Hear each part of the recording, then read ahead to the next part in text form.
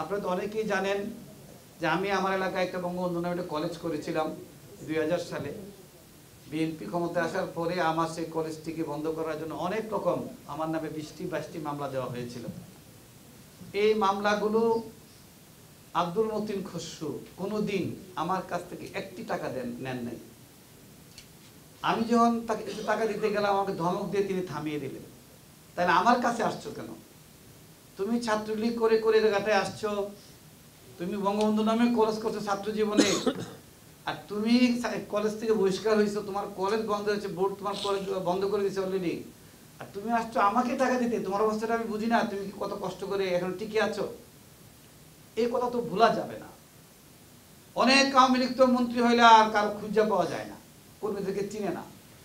আর খসরু ভাই আমাদেরকে বুকে আঁকড়ে ধরে আমাদের কাজগুলো করে দিয়েছিলেন। যেদিন ইউনিটি অধ্যাদেশ বাতিল হলো পার্লামেন্টে, আমার বাবা তখন মুমূর্ষু অবস্থা, যিনি সরকারি চাকরি করতেন, তার শরীর অবস্থা খুব খারাপ ছিল। আমার বাবা ওই অবস্থায় আমরা টিভির সামনে, আমার ধারণা বাংলাদেশ শুধু আওয়ামী লীগ না, যারা আওয়ামী লীগ করে না তারাও সেদিন সবাই টিভির সামনে ছিল। কারণ আব্দুল মতিন খসরুর বক্তব্য তারা শুনেছেন আপনারা, এমন কোন লোক খুঁজে পাওয়া যাবে না, সেটা আওয়ামী লীগ হোক আর বে আওয়ামী লীগই হোক, যার চোখ দিয়া পানি আসে নাই। তিনি যেভাবে ঘটনার প্রেক্ষাপট বর্ণনা করে ইনমিডিয়েটদের বাতিল করার যে আপিলটা যখন পার্লামেন্টে করলেন, আমার চোখের পানি মুছতে মুছতে সবাই সেদিন কিন্তু সবার একই অবস্থা হয়েছিল।